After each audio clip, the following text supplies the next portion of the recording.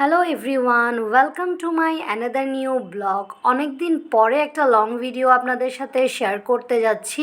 এতদিন এক্সামের কারণে একটা ভিডিও শেয়ার করতে পারিনি। এক্সাম দিয়েই এর পরের দিন চলে গেলাম ফ্লোরাদের বাসায়, যেহেতু বাসায় অনেক বোর হচ্ছিলাম আর ও বলছে যেতে। আর যাওয়ার সাথে সাথে ও তো একদম খেলায় মেতে গেছে, সাথে আমাকে নিয়েও খেলছে ফুটবল, সাথে এই যে এরকম ছোট ছোট বল দিয়ে অনেকক্ষণ খেলাধুলা করার পরে এখানে আন্টি আমাদের জন্য পাকা পাকা আম নিয়ে এসেছে। আর এই আমগুলো ছিল সবগুলোই গাছের, সো খেতে এতটাই মিষ্টি ছিল, অনেক বেশি ভালো লাগছে। আর ও তো এগুলো নিয়ে একেবারেই খেলা শুরু করছে।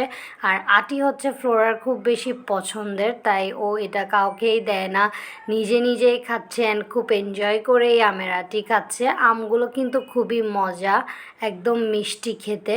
সাথে আরও একটা আম নিয়ে এসেছে। আর আমি ভাবছিলাম ভাতের আগে যদি এই কাঁচা আমটা খাই তাহলে তো একেবারেই দাঁতটা টক হয়ে যাবে, খাওয়া যাবে না, কেমন কেমন লাগবে। বাট এখানের মধ্যে টুইস্ট আছে, সেটা হলো এই আমটা দেখতে কাঁচা মনে হলেও খেতে কিন্তু পুরোটাই অনেক মিষ্টি অ্যান্ড এটাও কিন্তু খুবই মজার খেতে।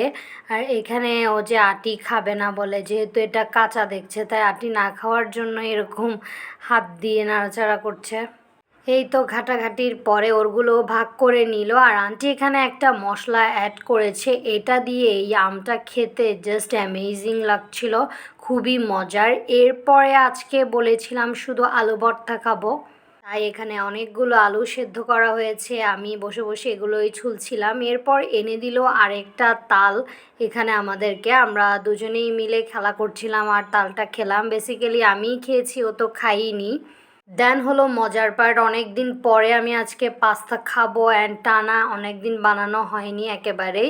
সব কিছুই আন্টি রেডি করে দিয়েছে, আমি জাস্ট একটু করে এগুলো ফ্রাই করেছি, ক্যাপসিকামগুলো ফ্রাই করে নিলাম। আর এখানে পাস্তাটাও কিন্তু ফুললি কমপ্লিট করা হয়ে গেছে।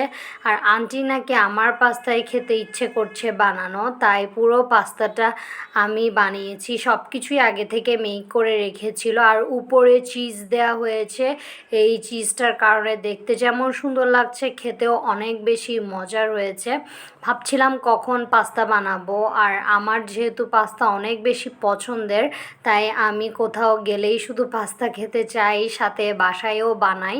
আর উপরের চিজ দিয়ে খেলে কিন্তু পাস্তাটা আরও বেশি মজা হয়, আপনারা চাইলে আরও অনেক বেশি চিজ দিতে পারেন। আর এই তো সার্ভিং টাইম শেষ, আমরা সার্ভ করে খেতে বসে পড়লাম। এটা কিন্তু খেতে খুব মজা হয়েছে, অনেক বেশি স্পাইসিও হয়েছে, যার কারণে এটা ভালো লাগছিল।